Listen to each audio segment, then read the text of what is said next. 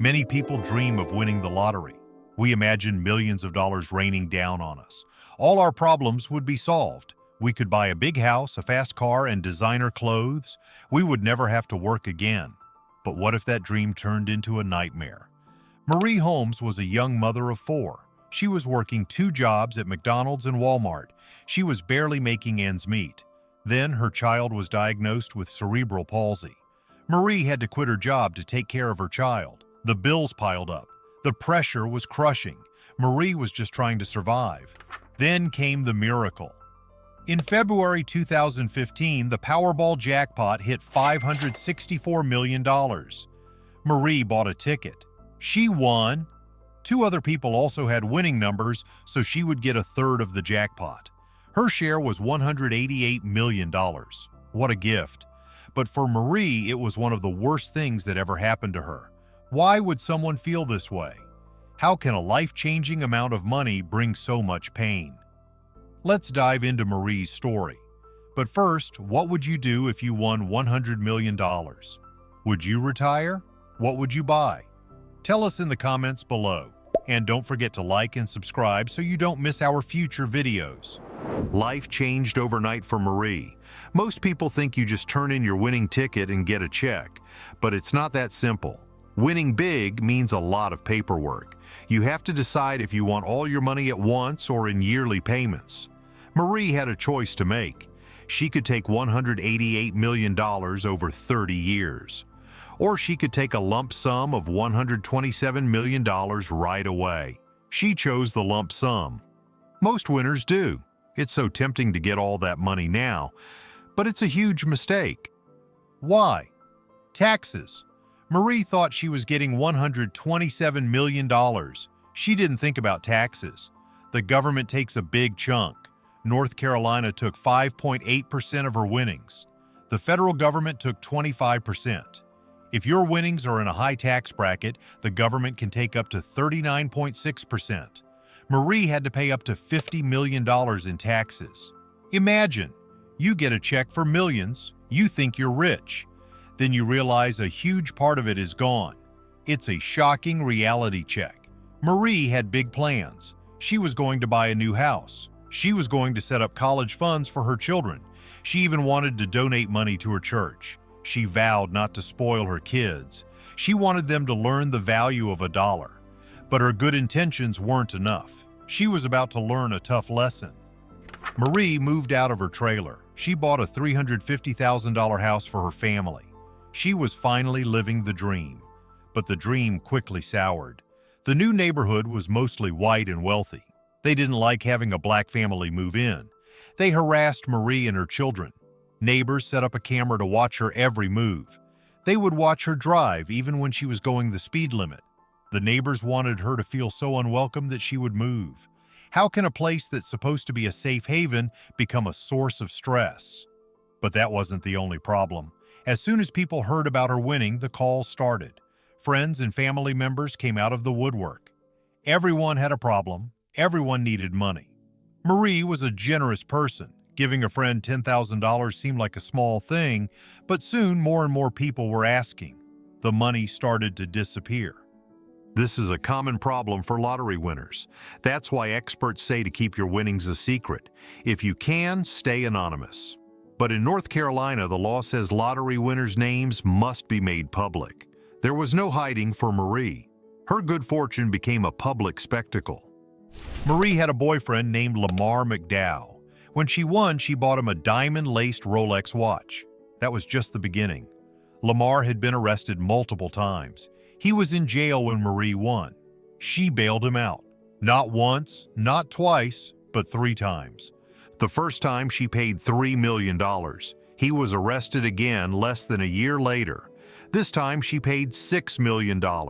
He got arrested a 3rd time. She paid $12 million to get him out. Each time the arrests happened in front of her children. Lamar was taking advantage of Marie's kindness. He claimed he was the father of her youngest child. He said she was doing what was best for their family. People started to bash Marie for bailing him out. The stress was crushing her. As if that weren't enough, a pastor came into her life. Marie had been going to her church since she was a child. She promised to donate 10% of her winnings, a tithe. She gave her church $700,000. This caught the eye of a pastor named Kevin Matthews. He wasn't even from her church. He told her God had led him to her. Marie and Lamar believed him. They invited him into their home. It wasn't long before the pastor showed his true colors. He asked Marie for $500,000 to build a retreat. He claimed she agreed, but there was no written contract. When she didn't give him the money, he sued her for $10 million. The entire project only cost $1.5 million. This lawsuit was outrageous. It was a vicious attack on a kind-hearted woman. The stress of the lawsuit was immense.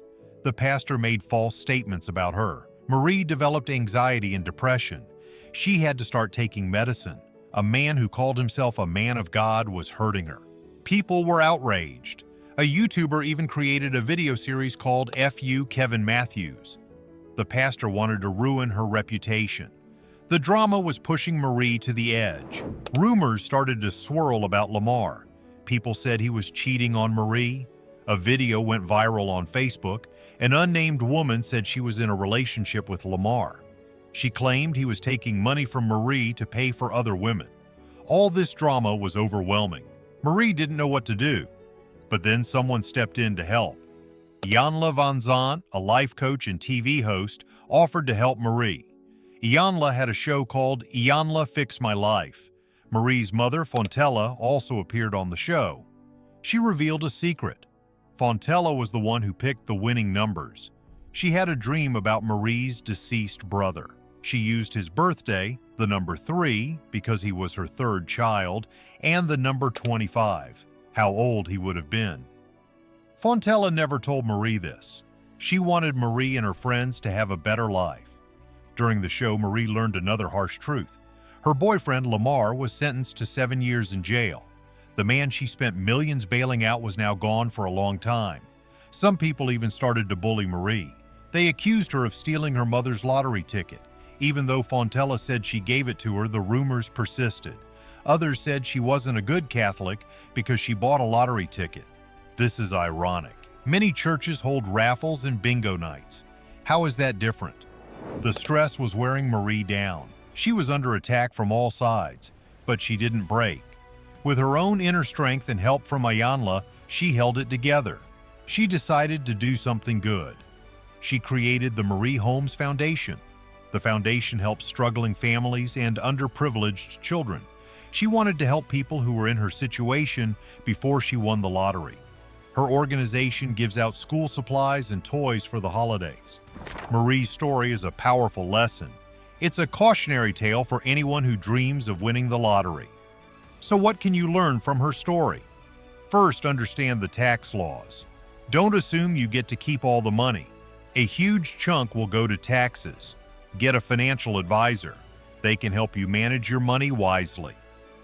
Second, keep your winnings a secret. If your state law doesn't allow it, don't flaunt your fortune. When strangers and long-lost relatives start calling, don't answer.